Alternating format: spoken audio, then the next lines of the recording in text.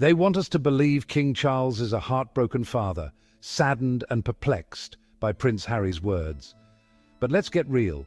This isn't about sadness, and it's definitely not about confusion.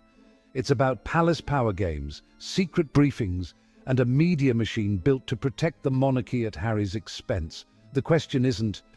The real question is, because when you strip away the spin, the hypocrisy hits you in the face, and the leaks all point to one place, inside the palace walls. So buckle up, darlings. This isn't just another royal family squabble.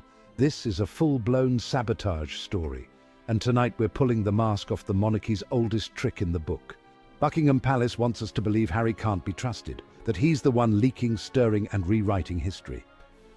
Yet the record shows otherwise.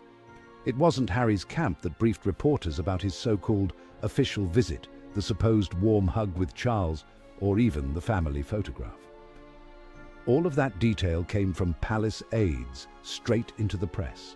Harry only spoke when forced to set the record straight. And what happened next? The palace ran the exact same playbook they've used for decades. Leak the story, deny responsibility, and then accuse Harry of being the problem. A glaring double standard lies at the heart of this drama.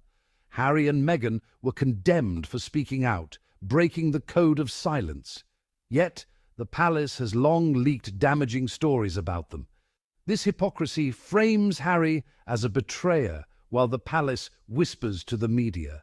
The palace controls the narrative, preemptively discrediting Harry. This tactic is about power, not fairness, making reconciliation difficult. Trust is eroded when private conversations are weaponized. The institution's reputation is prioritized over personal truth. The double standard fuels the family's public division. Key figures like Sir Clive Alderton run the palace's press operation. As the King's chief advisor, Alderton shapes the public image. His team manages the palace press relationship, framing events. They highlight positive stories for the King, negative for Harry. This sophisticated operation protects the monarchy. Alderton's role is not villainous. He sees it as duty. However, Harry becomes a PR challenge, not a family member. Leaks and narratives sacrifice family pain for institutional stability. Powerful aides orchestrate this behind the throne. In hierarchical systems, a scapegoat is often needed. Harry is cast as the rogue, absorbing blame for deeper issues. This deflects attention from the monarchy's flaws. The focus remains on Harry's actions, not institutional problems. Power struggles among aides contribute to this dynamic. Leaks serve internal power plays, not just the crown. Harry, stepping away, becomes an easy target. The system depends on this sacrifice to maintain stability. The narrative of a disruptive member protects the status quo. Harry's scapegoat role is essential for the system's survival. The palace's narrative needs the media to amplify it. The British press has a symbiotic relationship with the monarchy. The palace provides stories. The press promotes its narrative. This creates an echo chamber, drowning out other perspectives. Leaks become headlines, shaping public opinion. The media presents this as objective journalism, but it's not. Sources often align with the palace's agenda. Harry is trapped in a narrative he can't control. The echo chamber ensures the dominant narrative prevails. This is not pure journalism, it's a constructed reality. Palace leaking is a long-standing tool for image management, a tactic as old as the monarchy itself. It serves to shape public perception, ensuring the royal family remains in a favorable light. In the 90s, similar media wars were waged during Charles and Diana's separation.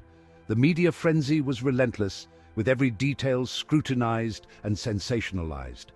The strategy was clear: protect the heir and the institution at all costs. This meant controlling the narrative, even if it meant sacrificing personal relationships. Prince Harry is caught in a machine, ensuring the monarchy's survival. His every move is watched, analysed, and often criticised as he navigates his role within this ancient institution. The real sabotage is the systematic dismantling of his reputation.